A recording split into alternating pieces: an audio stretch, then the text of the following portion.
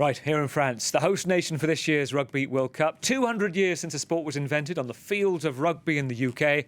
The William Webb Ellis Trophy, named in honour of the man who, legend has it, invented the game by picking the ball up during a football game. The biggest event in the sports calendar. Every 4 years, France, the host nation, promises one of the biggest spectacles yet. Tickets sold out long ago, viewing figures predicted to break records. 20 teams competing, and it kicks off with France against the All Blacks tonight. Let's bring in Will Hooley, a former English rugby union player and now a rugby journalist and analyst. Will, it's a big one tonight. Some are saying possibly predicting the same two teams at the beginning in the final. I think it's a huge showpiece tonight. There's no doubt about it. And how good is it going to be that the hosts are going to be in Paris against the All Blacks? The All Blacks have a lot to prove after their disappointment a couple of weeks ago against the Springboks coming into this tournament. But for France, it's all on the line in front of their home crowd. It's going to be a hell of a contest. I'm really excited to see it. So you'll have seen the players arriving at the train stations, as we all have, in different parts of the country. And I'm sure we'll be analysing who's in form, getting a sense of the inside chat. Where do you stand at the moment on the runners and riders? Who do you think is, potentially going to dominate? Well, I think obviously we talk about France being the host nation, that they've got to be up there, as already said, on their own home turf. But I think South Africa, it's hard to look past them. The previous champions in 2019, they got a formidable size, strength and depth across the board, and they're coming into this competition in great form. Ireland, of course, as well, are number one seed. So there's a lot on the line. And to be honest, I think it's going to be probably one of the most competitive World Cups we've seen. It's hard to pick someone straight from the off. I do think tonight is a big game, simply because those could be two teams, France and New Zealand, who might go on to win it, of course.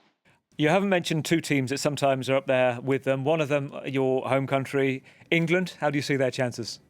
You caught me on that. Yeah, look, I think coming into the tournament, they have had not the best run of form. There's been a lot of chat in the media about the expectation is on a ultimate low for England. Maybe that's a good thing. And in all honesty, I see them getting better as the tournament goes on. It's a massive, difficult game for them against the Argentinians, who have been together for many years now, seem gelled, seem to be performing well as well. That's a big game on Saturday in Marseille for the English. I still see them coming out of the group. I don't know whether they'll top Pool D, but when it gets to the knockout games, England can come alive in that. So I don't want to sort of put them to bed and say they're not going to be contenders, but the expectation is not on them at the moment, for sure. He's coming home anytime soon. Another mention, Eddie Jones, I saw him in a press conference, including talking to some of our France 24 teams, saying that all you journalists are just so negative. You just count us out, Australians. He was really in a bad mood. Where do you see the Aussies in all of this? I think Australia, well, doesn't Eddie Jones do such a good job to sort of stir the pot? And I think that's what he does. He tries to take the pressure off his players. They've got a young, experienced side, Australia, and them being in Pool C with the likes of Wales and Fiji, they've got a difficult time in their group stages. I still think, though, you've got to give it to Eddie Jones. He knows how to perform at Rugby World Cups. He'll get the best out of his players. Australia, I think, will still get through to the quarterfinals. It'd be interesting because they could come up against England a little bit later on. So Australia, I would say, less expectation, but Eddie Jones will get them going. Right, I might record this next bit and play it back in 3 weeks' time. Will, who's your prediction for the winner of the World Cup?